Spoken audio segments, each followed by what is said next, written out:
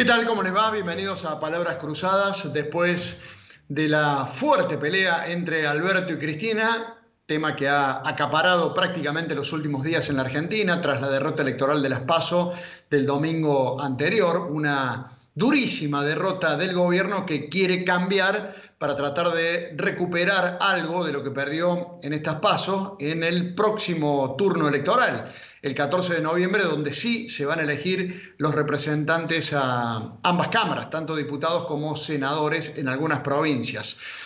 Es en ese marco donde el gobierno o el presidente, por pedido de Cristina, que le marca la cancha, decidió cambiar su gabinete, y además es en ese marco donde en las próximas horas se anuncian medidas económicas. Se habla de suba de salarios, aumentar el mínimo, bono para jubilados. Se habla de 6.000 pesos, que sería, no sé si por este mes o por este mes y el que viene, créditos a tasa cero y algunas otras medidas de cara a la elección de noviembre. ¿Qué impacto puede tener esto en el consumo y en la economía?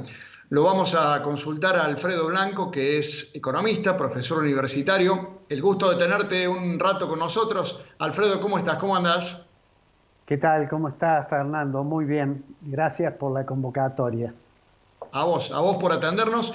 Sé que acabas de llegar de viaje y ya tenés esta gentileza con nosotros.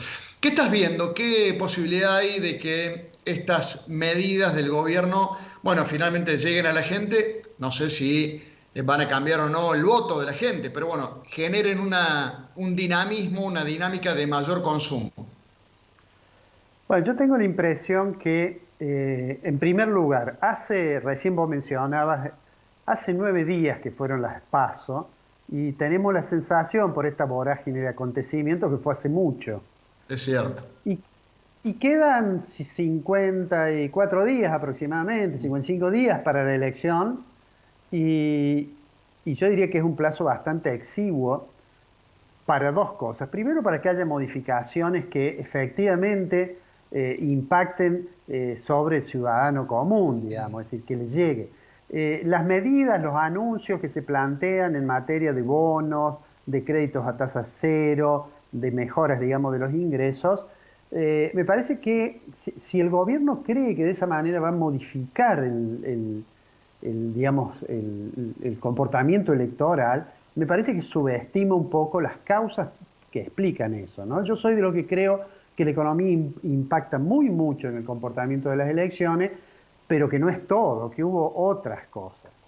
Y en realidad lo que hay en lo económico específicamente es un clima de muchísima incertidumbre. Hasta hace una semana uno lo escuchaba al ministro Culfas hablar de cómo se venía recuperando la economía, dando los datos de inversión, los datos de nivel de actividad, los datos de capacidad utilizada.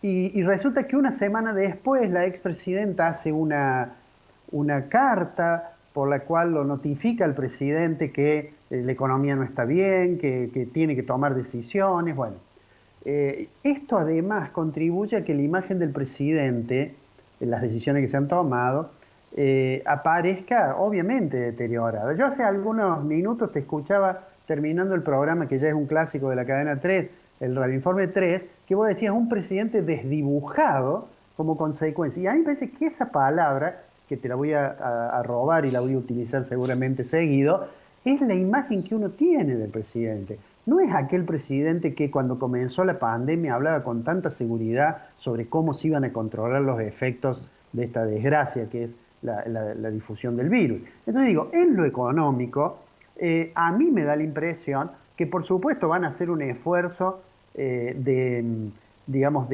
seguramente van a aumentar el gasto, es probable que eso tenga como consecuencia un mayor nivel de emisión, pero si eso efectivamente le va a llegar a los ciudadanos, me parece que es un poco difícil de pensar de que vaya a ser efectivo para cambiar el comportamiento electoral, ¿no es cierto? Veremos. Alfredo, la semana pasada, entre las personas con las que hablaba, después de la derrota electoral del gobierno, que, como decís vos, es multicausal, hay múltiples factores que explican semejante derrota del peronismo, la más importante desde Perón para acá, desde que Perón fundó el peronismo, nunca antes el peronismo unido había sacado 30% de los votos, ni con Alfonsín ni con De la Rúa, que fueron dos experimentos del peronismo unido, había sacado tan pocos votos. Por supuesto, menos aún cuando le gana a Macri en el 2019. Después de esa derrota, alguien me dijo, y Fernando, lo que pasa es que este es el problema cuando el peronismo gobierna sin plata. ¿Hay algo de eso? ¿De un gobierno peronista sin plata y entonces, bueno, no hay mucho para ofrecer, no hay mucho como estar cerca de los más necesitados, donde siempre estuvo el peronismo? Bueno, sin lugar a dudas, este gobierno, bueno, asumió y al poco tiempo enfrentó esta coyuntura inesperada que era la de la pandemia, ¿no es cierto? Digamos, más allá de las decisiones que se tomaron, el hecho objetivo es que se derrumbó la economía. Es decir, el año pasado, por eso que algunos de los números que el gobierno mostraba este año parecían buenos, porque eran comparados con un año en que la caída del nivel de actividad fue espantosa. Digamos, si uno dice cómo se mide la riqueza en la economía, la riqueza, aunque muchas veces tenemos la idea que es como un stock, en realidad la riqueza es un flujo, es decir, es una corriente, es la cantidad de bienes que se generan durante un año de bienes y servicios y están a disposición de la población. Bueno, después hay un problema de cómo se distribuye, pero digo, la riqueza es básicamente la creación de bienes y servicios. Bueno, eso se mide por el Producto Interno Bruto. El Producto Interno Bruto de Argentina cayó el año pasado casi 10%. Además, no fue exclusivamente una consecuencia, como a veces se pretende, de la situación internacional, porque en realidad los otros países de la región cayeron menos. Lo que sucede es que Argentina la tomó en una situación de mucha fragilidad fiscal, con una tasa de inflación que me parece haberte escuchado en alguna oportunidad decir que es un problema que el resto de los países del mundo no lo tienen, que digamos que tienen una tasa de inflación de un dígito, cuando nosotros tenemos una tasa de inflación que está en el orden más cerca del 50 que del 40. Entonces, digo, es muy difícil si es que el gobierno pretende tener éxito con políticas redistributivas, hacerlo cuando no hay generación de riqueza. Entonces, me parece que eso tiene que ver que la base electoral del gobierno espera que tenga un comportamiento que le haga cambiar las condiciones materiales de vida y esto objetivamente, digo, al margen de las intenciones del gobierno, no ha ocurrido, ¿no es cierto?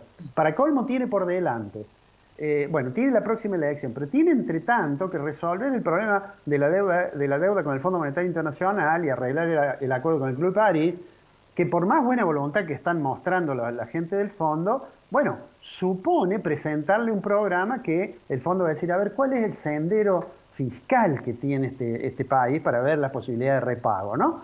Y bueno, a pesar de que Argentina ha tenido la suerte, digamos, entre comillas, de que la ampliación del capital de derecho especial de giro de la emisión que hizo el Fondo Monetario, nos ha tocado recibir algo así como 4.334 millones de dólares que vienen a resolver el problema. Si no, el gobierno no llegaba a fin de año sin default.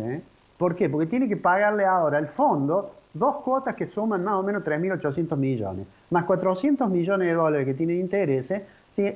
Ahí uno tiene, digamos, 4.200 millones, más algún pago que le tenga que hacer al Club de París, ya le hizo uno, pero digo, eso, que es para esperar a marzo, digamos, ¿no? Bueno, eso ahí se fueron los DEC, ¿no es cierto? O los dólares de esa ampliación. Si no hubiera sido por eso, la situación sería más dramática aún, A propósito de inflación, porque vuelvo con este tema que el peronismo no ha podido controlar en este gobierno, en lo que va de este gobierno, tampoco en el último antes de Macri. ¿Por qué Argentina no puede lograr lo que han logrado la mayoría de los países del mundo, que es controlar la inflación? Es una cuestión de voluntad política, de no hacer los deberes, porque me imagino, Alfredo, que fórmulas para combatir o para controlar la inflación en Bolivia, en Chile, en Estados Unidos, en Suiza, más o menos, debe ser más o menos lo mismo, ¿no? Bueno, lo que sucede en Argentina, digamos, Argentina ha tenido un comportamiento del sector público que si uno analiza, digamos, 2 décadas para atrás, por tomar solo 20 años, se encuentra que son muy pocos los años en que, por ejemplo, tuvo equilibrio fiscal, ¿no? Entonces, no es que sea un pecado el déficit fiscal. Ahora, tener sistemáticamente déficit fiscal y financiarlo. Ahí hay dos opciones: o yo lo financio con endeudamiento, Argentina hizo esa experiencia y así también tuvimos los problemas graves con el sector externo, o lo financio con emisión monetaria, ¿no es cierto? Entonces, eso hace, digamos, se genera cuando yo aumento la cantidad de dinero, pero no aumenta la demanda por ese dinero. ¿Qué quiere decir? Que a mí el Estado me da un peso, pero yo no quiero el peso, entonces lo cambio. ¿Por qué lo cambio? Lo cambio por dólar, es muy frecuente en Argentina, o lo cambio por bienes, aumento esa demanda y genero presiones inflacionarias, que por supuesto son múltiples. Martín Guzmán ha dicho, yo coincido con eso, que la inflación es un fenómeno multicausal. Ahora, lo concreto es que si uno sigue teniendo un comportamiento fiscal que implica creciente endeudamiento o creciente emisión, no lo voy a resolver nunca el problema de la inflación, ¿no es cierto? El gobierno actual, digamos, lo que ha hecho, en palabras de Martín Guzmán, es decir, vamos a tranquilizar la economía. ¿Qué es eso? Vamos a llegar a las elecciones. Vamos a pisar el tipo de cambio, vamos a pisar las tarifas, vamos a controlar algunos precios. Eso, Fernando, lo hemos experimentado ya en Argentina. Y a mí me parece que el comportamiento del Estado, más el comportamiento social, porque los agentes económicos miran y forman sus expectativas de acuerdo a lo que creen que va a hacer el gobierno, ¿no? Por eso que ahora que el gobierno, digamos, unos minutos antes de irse el presidente, de que se le fueran los ministros que reemplazó, le dijo: fírmenme este decreto, un decreto en el cual lo que hace es un procedimiento con los derechos especiales de giro, digamos. Cuando hace eso el gobierno, y todo el mundo dice: che, ¿por qué razón el Tesoro, ¿no es cierto? El Tesoro le vende al Banco Central los derechos especiales de giro, recibe esos pesos. Con esos pesos cancela adelantes transitorios, plata que le había dado el central, ¿no? Y pone, mientras tanto, en el presupuesto ese ingreso, que son más o menos 400.000 millones de pesos. Entonces, ¿qué dice todo el mundo? Y los agentes dicen: che, me parece que están por emitir más. Y de hecho, tuvieron que sacar un comunicado aclaratorio diciendo: no, esa plata la vamos a usar para bajar la deuda con el central. Lo que el ministerio no dice, que baja la deuda con el central, porque ya estaba en el límite de lo que le puede prestar el central, ¿no es cierto? Que es, digamos, es aproximadamente un 12% de la base monetaria, lo que le puede prestar como adelante transitorio, y con algunos agregados más o menos un 20% de los ingresos corrientes del ejercicio anterior.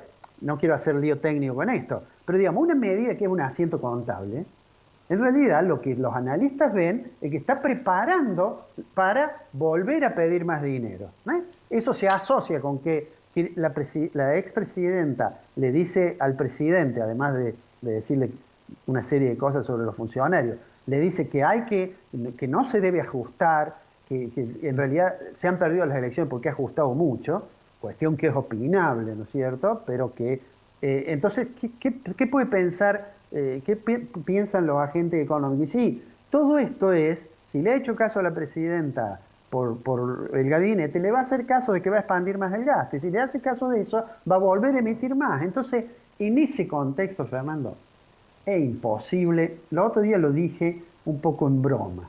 Con crisis tan grave de la superestructura política, en realidad todo lo que pueda hacer el ministro de Economía es zaraza, no es otra cosa, porque nadie le cree. Ha mandado el presupuesto el miércoles pasado, ni siquiera ahora se comenta el presupuesto. Hubo una época en que los presupuestos salían en la primera plana de los diarios, ¿no? Sí. Ahora sí se mira. Los que están preparando los presupuestos para las grandes compañías en Argentina, que por estos meses y el mes que viene preparan el presupuesto para mandar a las casas matrices, ¿no es cierto? Ni miran lo que dice el presupuesto, ¿no? Ni miran. Hacen sus cálculos como pueden. Interesante como siempre, Alfredo, escucharte y no solamente escucharte, sino que uno aprende, porque sos profesor y lo decís muy bien, de manera didáctica para que lo entendamos todos. Agradezco de nuevo tu tiempo, te mando un fuerte abrazo y que sigas bien, ¿eh? Un abrazo grande, Fernando. Muchas gracias. Gracias a vos. Es Alfredo Blanco, es economista, es profesor universitario, estuvo acá un rato en Palabras Cruzadas. Vamos a hacer la pausa. Cuando volvamos, seguimos analizando, en este caso, la crisis política, la pelea entre Alberto y Cristina. Una pelea en un país donde hay 45% de pobreza, 50% de inflación, indigencia, desempleo, o sea, muy complicado el panorama como para que algunos se den el lujo de mantener este tipo de peleas cuando deberían aprovechar todo el tiempo en encontrar soluciones o intentarlo al menos. La pausa, ya venimos, dale.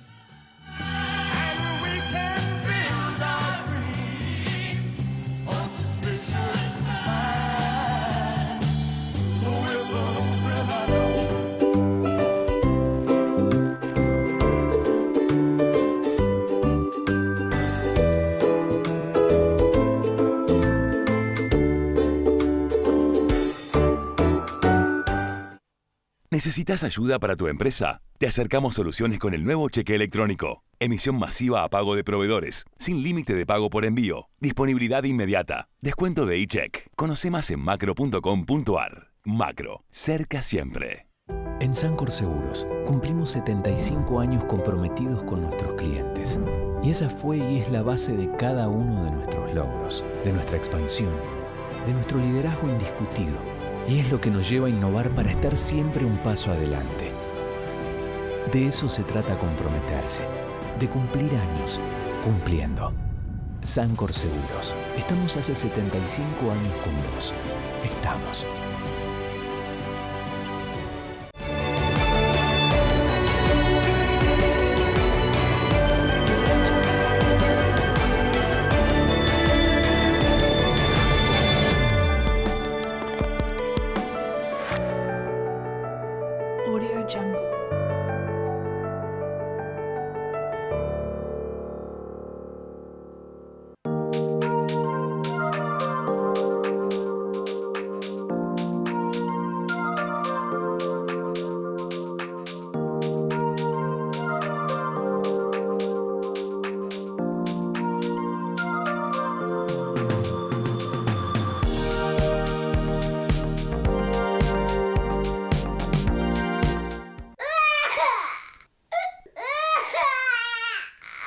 Privarnos de las vacunas es privarnos de nuestro derecho a la salud.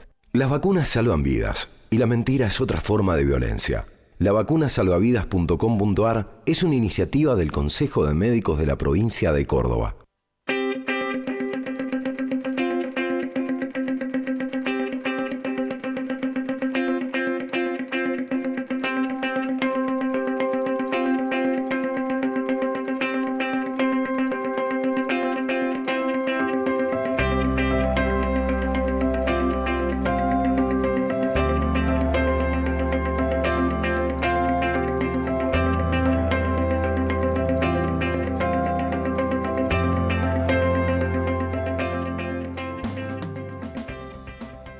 Anticipate a las lluvias. Impermeabiliza tu casa en 24 cuotas con Cordobesa. Tecnomás. Más servicios, más soluciones. Tecnomás. Tablada 1950, teléfono 488-6300.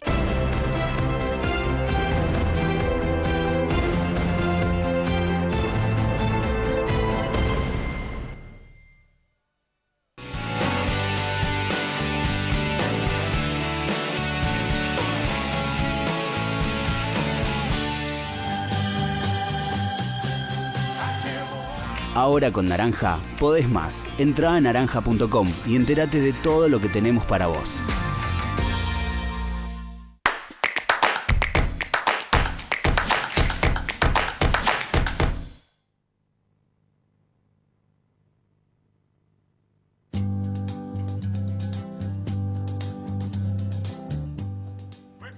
Bueno, volvemos, como siempre, agradeciendo a la gente amiga del mercado de abasto de la ciudad de Córdoba. Como siempre te decimos, comer rico, comer sano, comer frutas y verduras de la mano del mercado de abasto de la ciudad de Córdoba a través de Mercop. Las mejores frutas y verduras salen de ahí, del mercado de abasto de la ciudad de Córdoba. Ya vamos a volver con más de lo que dejó la elección del domingo pasado y sobre todo lo que significó esta crisis del gobierno, este enfrentamiento entre el presidente y la vicepresidenta, que desde mi punto de vista terminó ganando la vicepresidenta, un presidente que quedó desdibujado, un presidente que terminó aceptando todo y una vicepresidenta que marcó los cambios aceptados por Fernández. Cuando el presidente tenía la gran oportunidad, me parece, de hacer otra cosa, pero finalmente terminó diciendo que no. Voy a saludar a Daniel Gataz, que es doctor en Ciencias Políticas, profesor titular de grado y posgrado de la Universidad Nacional de Córdoba y de la Universidad Católica de Córdoba. Daniel, gusto de tenerte con nosotros. ¿Cómo andás? El gusto es mío, Fernando. ¿Cómo estás vos? Bien, muy bien. Interesado en tener tu mirada, tu opinión, después de lo que estás viendo en esta Argentina, primero con una derrota muy importante del peronismo y segundo con esto que ya se insinuaba, se veía, se sabía, pero quedó expuesto a la luz de todos, la pelea feroz entre Alberto y Cristina. Bueno, sin duda, Fernando, en este verdadero galimatías que es la Argentina, si vos me permitís hacer una digresión sobre cómo va a evolucionar, me parece, este conflicto, digo un poco para salir de la lógica que estamos usando prácticamente en todos los análisis, ¿no? Hay un viejo axioma que vos lo debes recordar para las campañas electorales que dice, es la economía, estúpido. ¿Te acordás de ese famoso axioma? Bueno, ese axioma proviene de un personaje que se llama James Carville, que fue nada más y nada menos que el estratega de Bill Clinton para ganar las elecciones allá por el año 1993 a George Bush padre. Y vos dirás, ¿qué tiene que ver esto con lo que le pasa a la Argentina? Lo que quiero mostrar es que ha cambiado sustancialmente las prioridades, me parece a mí, ¿no?, de la población. ¿Por qué te digo esto? Porque cuando George Carville planteaba este criterio, esta nueva mirada sobre cómo se podía ganar una elección, había puesto esta frase de es la economía estúpido, pero la había puesto en segundo lugar. En primer lugar, lo que estaba poblado, ¿no?, de carteles en el búnker de Clinton, en primer lugar decía cambio versus más de lo mismo. Fíjate vos la curiosidad, ¿no? A pesar de que quedó el primer latiguillo como si fuera lo más importante. En segundo lugar decía, es la economía estúpido. Y en tercer lugar decía, no olvidar el sistema de salud. Que no es una cuestión menor en la situación que está viviendo la Argentina.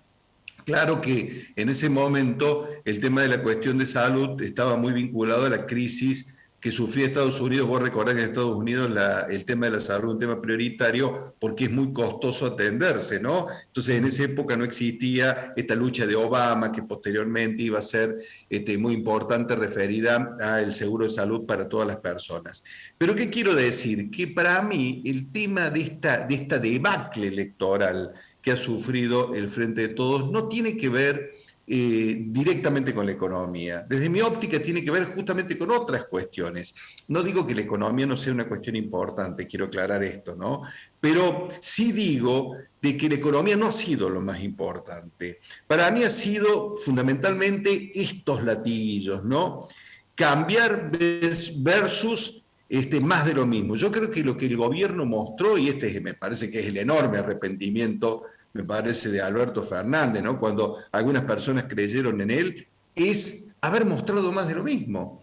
Es decir, un gobierno que era exactamente igual a al gobierno que había perdido las elecciones en el 2015, con los mismos personajes, con los mismos vicios, con las mismas medidas en contra del campo o cuestionando el campo, con el mismo estilo agresivo y violento, soberbio. Entonces yo digo, esto para mí fue una cuestión prioritaria, y eso multiplicado enormemente por la enorme fortaleza que hoy tienen las redes sociales, que si estoy seguro que si pudiera poner un cuarto punto, Carville pondría el tema de las redes sociales por lo que significa el efecto multiplicador. En segundo lugar, el tema de la cantidad de muertos que tiene la Argentina, ¿no? Reconocido, por la propia Fernanda Vallejo cuando hace esos audios explosivos, que en el fondo no hace otra cosa que decir la verdad. ¿no? 115.000 muertos, que si vos lo multiplicás, yo tengo un vicio con el tema económico, ¿no? Pero si vos lo multiplicás por un número de lo que significa las relaciones sociales que tiene cada uno de esos muertos, porque ¿quién no tiene 3, 4, 5, 10 conocidos o familiares que lamentablemente ya no están con nosotros? Vos armás un núcleo de votantes de no menos de 5 o 6 millones de personas. Después, por supuesto, viene el tema económico. Te interrumpo un minuto, Daniel, porque sí. A ver, hay varias cuestiones que te quiero preguntar. ¿Tenés la sensación de que en la Argentina la gente cada vez o tiene menos paciencia o espera menos que un gobierno le solucione los problemas como los que hay en Argentina, muy graves, muy de fondo, muy importantes? Los problemas económicos, los problemas de salud, los problemas de pobreza, de desocupación, son muchos. Y te da la sensación, es una pregunta, ¿te da la sensación de que en Argentina cada vez hay menos paciencia a la hora de darle tiempo o a la hora de evaluar a un gobierno? Es decir, elecciones en medio término y ya la gente le baja el pulgar a Alberto Fernández, que todavía no hace 2 años que asumió. No tengo la menor duda, aparte acá ha tenido una incidencia central del tema de la pandemia, pero claro, digo, al margen de eso, la gente no tiene paciencia porque estamos pasando una situación terminal. Mirá, Fernando, si vos me permitís, hoy hablaba con los... ¿Cómo, perdón? Perdón, o se le acabó la paciencia. No es que la culpa la tenga la gente que no tiene paciencia, sino que ya frente a la necesidad que tiene la gente, ya no hay más tiempo para perder o no hay más tiempo para seguir teniendo paciencia, ¿no? Yo creo que la gente está cansada de que le mientan, Fernando, claro, que le digan una cosa y hagan absolutamente una cosa totalmente distinta. Mira, yo hoy hablaba con mis alumnos a la mañana y les decía qué pasaría en una hipótesis si esta no hubiera sido una elección de medio término, hubiera sido una elección presidencial. Hoy tendríamos otro gobierno. La pregunta es ¿qué podría hacer un gobierno nuevo? Esa es la gran pregunta. Y la crisis estructural es tan grande en la Argentina, tan grande, que el problema no lo resuelve A o lo resuelve B, lo resuelve un acuerdo general trazando 5 o 6 políticas de mediano y de largo plazo, porque no hay ninguna otra alternativa para salir de esta crisis, Fernando. El gobierno cree que lo va a resolver incorporando los 4.300 millones de dólares que le dio el Fondo Monetario Internacional el presupuesto. El gobierno cree que lo puede conseguir aumentando o generando un bono a favor de los jubilados. Es irreversible el resultado de las elecciones. La gente lo va a recibir con gusto, pero es irreversible el resultado porque la gente está cansada. Y como te digo, el efecto multiplicador que tienen las redes sociales, explicitando las torpezas que ha cometido el gobierno, demuestran claramente que no hay forma de revertir este resultado. Pues hay que a mí me asombran algunas cosas. Yo he hecho un repaso de declaraciones del propio Alberto Fernández, más allá de las comparaciones que hizo con otros países, absolutamente innecesarias, ¿no? Una política exterior absolutamente errática también, en la cual estamos metidos o somos socios de los países que más dificultades tienen y que son países autoritarios, ¿no? O con criterios autoritarios. Y si vos a eso le sumás estas declaraciones extrañas de que en Suiza se vive, como hizo la ministra, ¿no? Que en Suiza se vive aburrido, o las declaraciones de Alberto Fernández que parecía estar en otra galaxia diciendo puntualmente que su gordura tenía que ver con la ansiedad y con comer dulces y que estaba orgulloso de sus ojeras por las horas que trabaja, vos decís, las cosas no están bien, o este hombre no está bien. Entonces, eso la gente lo percibe. Daniel, una pregunta más antes de volver con el tema económico, que era el otro aspecto que querías abordar. ¿Crees que además de ser la derrota de un gobierno, la del domingo anterior en las PASO, es la derrota del peronismo como representante de los sectores más postergados, más necesitados, de los sectores populares, de los sectores obreros, de los marginados? ¿Es eso lo que además se pudo palpar en las elecciones de las PASO del domingo pasado? No, desde mi óptica es claramente la derrota de un gobierno Mira, al peronismo lo han dado por muerto en más de una oportunidad, igual que el radicalismo. Son movimientos populares que renacen como el ave fénix. Yo me acuerdo cuando terminó el gobierno de Alfonsín, cuando terminó el gobierno de la Rúa, decían prácticamente el radicalismo no existe más y después resurgió. Y yo creo que con el peronismo pasa algo bastante parecido. Son movimientos populares importantes, lo que pasa es que son circunstancias excepcionales, en la cual ves tanta torpeza en el manejo de la cosa pública, tanto atropello, tanta soberbia, que vos decís, esto tiene que terminar como realmente terminó, ¿no? Entonces me parece, insisto, con este tema económico, no se resuelve con una cuestión económica, que esto es lo que no comprende el gobierno. Mirá, si yo hubiera sido Alberto Fernández, querido amigo, lo que hubiera hecho es poner un gabinete absolutamente diferente, con gente novedosa, pero volvemos a insistir sobre lo mismo, sobre los mismos personajes, ¿no? Que están totalmente desprestigiados. Sí, pero además, Daniel, con lo que queda después de esta disputa de poder entre Alberto y Fernández, porque, digamos, había muchas opciones para salir de esta encerrona, digamos, desde aceptar la renuncia de los ministros y buscar un gobierno más albertista que cristinista, la alternativa de renunciar, que en algún momento se mencionó, negociar un gabinete mixto, y Alberto Fernández no va por ninguna de esas tres, sino que, bueno, directamente va por la opción de la rendición incondicional, podríamos decir, aceptando todo lo que le marca a Cristina. Cristina en la carta le dice que cambie su jefe de gabinete, que lo ponga Mansur, que renuncie su vocero, que cambie su plan económico y que la culpa de la derrota electoral es de él. Y Alberto Fernández acepta todo lo que le marca a Cristina, o sea, es un presidente, me parece, desdibujado, que acepta todo lo que le dijo la vicepresidenta, ¿no? Es un presidente con poder prestado, Fernando. Y hay varios casos, varios ejemplos en la Argentina históricos que uno puede relacionar, y los presidentes que tienen el poder prestado terminan con crisis fenomenales. Yo te podría dar, no hay tiempo acá suficiente, pero podría hacer un listado de esos presidentes, ¿no? Perdón. No, la última consulta que te quiero hacer, Daniel, y que además recurro a vos como profesor de la Nacional y de la Católica, y hombre que mira la política atentamente. ¿Hay posibilidades, después de lo que pasó con la Alianza y ahora con el Frente de Todos, de gobiernos de coalición, de gobiernos de alianzas, de sistemas más parecidos a sistemas parlamentarios que presidencialistas en un país como Argentina, que está claro que lo que buscamos son presidentes fuertes? Ojalá si fuera, para eso habría que reformar la Constitución Nacional, no hay otra alternativa, no tenemos un sistema parlamentario, tenemos un sistema presidencialista, pero yo creo que la única alternativa, Fernando, que hay es armar una gran alianza de todos los sectores nacionales. Insisto, esto no lo resuelve un partido político.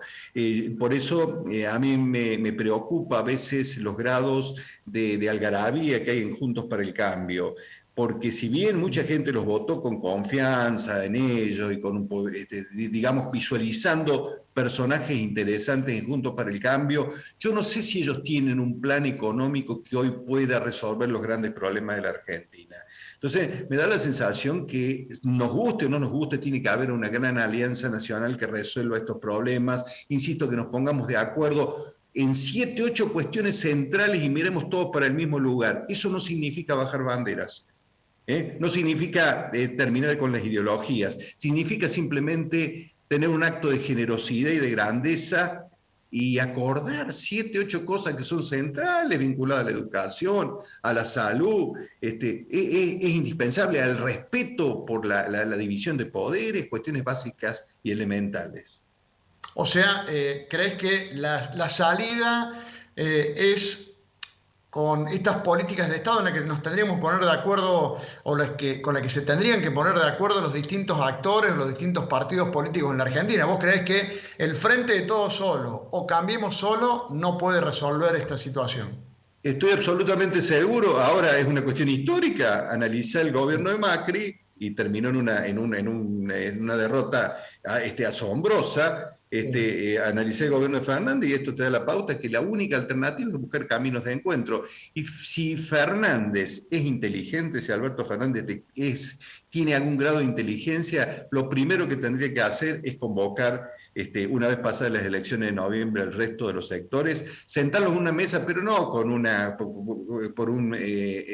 efecto publicitario, sino con un efecto de decir, bueno, vamos a plantear 4 o 5 cosas en las que estemos de acuerdo y gobernar pensando en las próximas generaciones, porque si no, los problemas de la Argentina se van a volver recurrentes nuevamente y pronto vamos a estar con una crisis fenomenal de nuevo. Y pensar que así empezó, ¿no? Con el eslogan Argentina Unida. Así empezó, pero se quedó en el eslogan. Este es el drama, por eso te digo, la gente percibe que no es lo mismo la gente lo que le dicen a lo que se hace, ¿no? Lamentablemente en política en la Argentina hay muy poca gente que realmente dice lo que piensa, en serio, ¿no? Y te dicen cosas, pero no piensan en eso, no tienen la convicción de ese tipo de situaciones. Entonces nadie tiene, desde mi óptica, nunca tuvo la convicción en el frente de todo de buscar una gran alianza nacional, porque pensaban que volvían para quedarse con todo, que la gente los había elegido porque los extrañaba, porque el macrismo se había portado mal con la clase media, y mirá lo que pasa, ¿no? Cada vez hay menos tiempo, Fernando, cada vez demora menos esto en eclosionar. Así que me parece que van a tener que pensar muchísimo los que están ahí en el banco de suplentes esperando para entrar a la cancha. Muy interesante, como siempre, escucharte, Daniel. Agradezco estos minutos con nosotros, te mando un abrazo. Un abrazo grande, Fernando, un gusto, ¿eh? Igualmente. Es Daniel Gataz, doctor en Ciencias Políticas, profesor universitario en la Católica y en la Nacional. Vamos a la pausa, ya volvemos.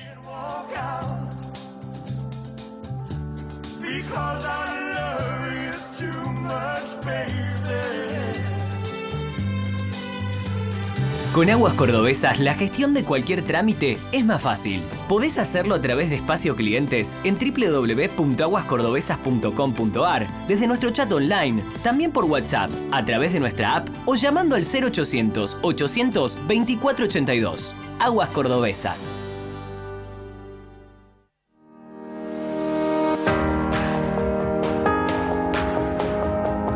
Incorporamos nuevas funcionalidades para que tus gestiones online sean más ágiles y rápidas, con un diseño atractivo y adaptable a todos los dispositivos móviles.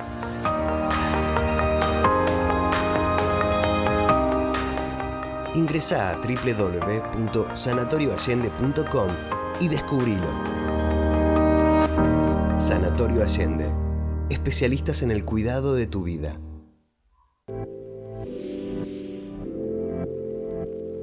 Creamos lo que creemos, desarrollamos lo que somos. Grupo Edisur, desarrollando ciudad. www.grupoedisur.com.ar.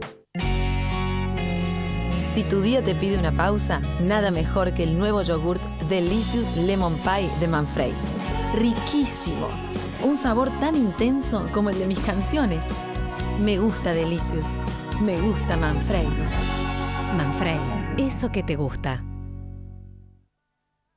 FECAC, al servicio de los expendedores de combustible.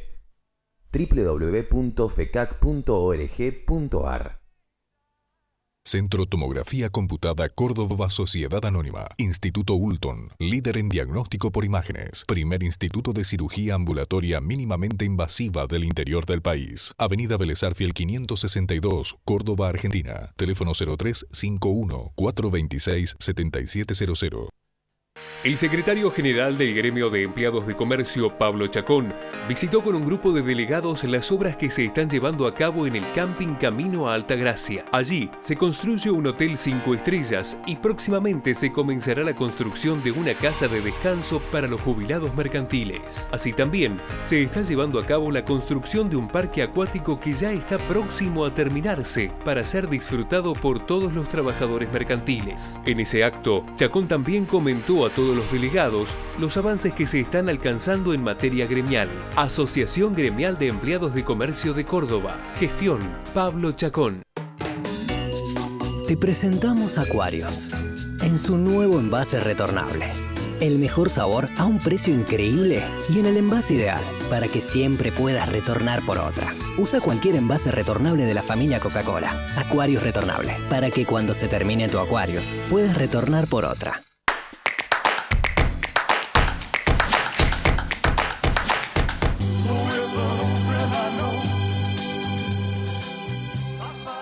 Volvemos en el final de Palabras Cruzadas, como siempre te digo, llegó a Banco Dino el nuevo modo de pagar y enviar y recibir dinero. Descarga la app de Modo, asocia tu cuenta y empezá ahora mismo a descubrir todas las ventajas de la billetera virtual de los bancos. Paga con QR, envía dinero sin CBU ni alias, pedí dinero a tus contactos. Con Modo y Banco Dino, decile chau efectivo, hola Modo. Vamos a llegar al final de nuestro programa. Me gustaría hacer algunas consideraciones respecto a lo que quedó de la elección de las PASO del domingo anterior y también a cómo se sucedieron los días subsiguientes con esa pelea feroz que quedó al descubierto entre Alberto y Cristina, entre el presidente y la vicepresidenta de la Nación. Respecto al resultado electoral, insisto en que fue el peor resultado electoral del peronismo unido desde que lo creó Juan Domingo Perón, allá por 1945. Segundo, que no es cierto que el peronismo unido es invencible. El peronismo unido supo perder con Alfonsín, supo perder con De la Rúa, y después, bueno, ganó, le acaba de ganar a Macri en el 2019 y a tan solo 2 años, menos de 2 años, recibe esta derrota, que es una derrota muy preocupante para el peronismo. No hablo solamente del kirchnerismo, sino para el peronismo unido, como fue el Frente de Todos, que alcanza el 30% de los votos y significa el porcentaje más bajo de toda su historia. Si tendrá razones para preocuparse Cristina Fernández de Kirchner, que sigue siendo el centro, el eje de este Frente de Todos. Y lo sigue siendo porque es una figura la más importante que tiene a nivel nacional el peronismo y porque, a pesar de ser la figura más importante, viene perdiendo la mayoría de las elecciones. Desde 2009 para acá, la mayoría de las veces en la que se presentó como candidata, perdió. Es más, la mayoría de las veces perdió con Macri, que aparece, en principio, como más estratégico o más inteligente que Cristina, que intenta unir el peronismo, pero que después se termina peleando con todos o con casi todos. Los últimos, bueno, Randazzo, el más importante de los últimos con los que se peleó, antes se había peleado con Sergio Massa y así. Pero quiero volver sobre el resultado electoral. Primero porque este domingo en el diario La Nación, Jorge Liotti decía: el resultado electoral de las PASO no fue solo geográficamente demoledor para el gobierno, con 17 derrotas o con derrotas en 17 provincias, sino que esencialmente fue muy profundo en términos socioeconómicos. ¿Por qué? Porque lo que fue un voto castigo a un gobierno que llegó convertido en la esperanza de mucha gente. Si hay un motivo por el cual perdió Macri, o para decirlo de otra manera, si hay un motivo por el cual ganó Alberto, ganó Cristina, ganó Massa, ganó el peronismo, es la esperanza, porque se convirtió en la esperanza de una mejora económica después de un gobierno complicado, malo, en términos económicos, de Mauricio Macri. Bueno, aquel voto premio del 2019 ahora fue voto castigo para este gobierno. Voto castigo que fue protagonizado por una clase media refractaria, pero también por la clase media baja. Esa clase media baja que se quedó a la intemperie durante la pandemia y que fue la más desfavorecida. Es una clase media baja que recibe ayuda del Estado, pero que aún así Es una ayuda que no alcanza. Es un dinero que no le llega para alcanzar o para terminar a fin de mes. Lo que en el oficialismo califican como la peor derrota en la historia del peronismo, dice Liotti, no es solo un desafío electoral. También interpela la filosofía del movimiento porque apunta directamente hacia su razón de ser, la de la representación de los sectores populares, los obreros, los marginados. Y hay una razón lógica para entender este cuestionamiento, y es que ni los planes sociales, ni los ingresos de los trabajadores informales, ni de los contratados, ni el IFE, que fue poco en medio de la cuarentena y de la pandemia el año pasado, el ingreso familiar de emergencia, nada de eso alcanza para superar la línea de la pobreza. Por eso el kirchnerismo o el peronismo perdió. Y por eso perdió 4 de las últimas 5 elecciones, como decíamos recién al comienzo, con excepción de la de 2019. Los mecanismos ideados para reparar desigualdades claramente han perdido efectividad por la retracción del poder adquisitivo, por la inflación y por el desempleo. Por eso, dice Liotti, lo que está en crisis es el modelo. Acá no hay plan social, no hay IFE, no hay AUH que sirva para que la gente salga de la pobreza, supere la línea de la pobreza. ¿Por qué? Bueno, porque la inflación o porque el poder adquisitivo se llevan puesto el IFE, la asignación universal por hijo, la AUH y cualquier otra ayuda que dé el gobierno. Nada de eso alcanza para pelear contra la inflación. Y todo lo que da el gobierno, inclusive bonos a los jubilados, no alcanzan para mejorar el poder adquisitivo de la gente. Por eso lo que está en crisis es el modelo. Un modelo de gobernar dando ayuda, que es muy importante para mucha gente que está en una situación muy complicada, pero que aún así esa ayuda no alcanza, no sirve. Y quiero cerrar con lo que siguió a la elección, que fue, como decía, la pelea feroz, la interna entre Alberto y Cristina, y la interna del gabinete. La semana pasada hubo 3 momentos muy tensos, decía otro colega, que es Ernesto Tenenbaum. 3 momentos muy tensos que son, primero cuando los ministros le renuncian a Alberto Fernández, haciendo la punta el ministro del Interior, Guado de Pedro. Segundo, cuando se conoce el audio de Fernanda Vallejo, una diputada ultracristinista, ultrakirchnerista, que lo trata a Alberto Fernández como payaso, enfermo, intruso, mequetrefe, ocupa. Todo eso le dice una diputada acá al presidente de la Nación. Y la verdad que a mí me asombra que el día de hoy nadie haya salido a repudiar esos dichos o a defender al presidente o a expresar que no están de acuerdo con esas afirmaciones, salvo 2 excepciones. Una, Gabriela Cerruti, la otra, Aníbal Fernández. Pero el resto del escenario kirchnerista, la verdad que yo no lo vi que saliera porque les parecía que los dichos de Fernanda Vallejos merecían un repudio. Y el tercer momento crítico de la semana pasada es la carta de Cristina.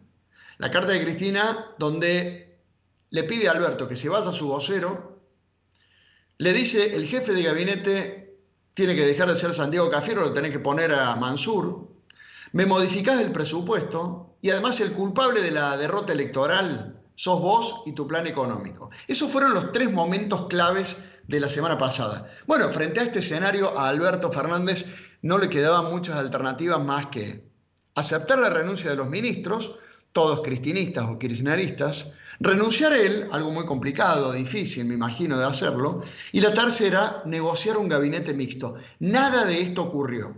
Lo que terminamos viendo, finalmente, fue una rendición incondicional del presidente que terminó aceptando todo lo que le dijo la vicepresidenta, que es en definitiva la verdadera dueña del poder.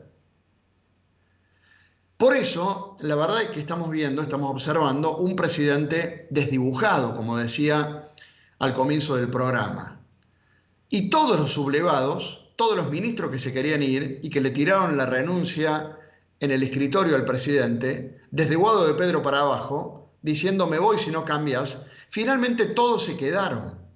Por eso digo que es un presidente desdibujado, es un presidente que acepta todo y es una vice que le marca los cambios.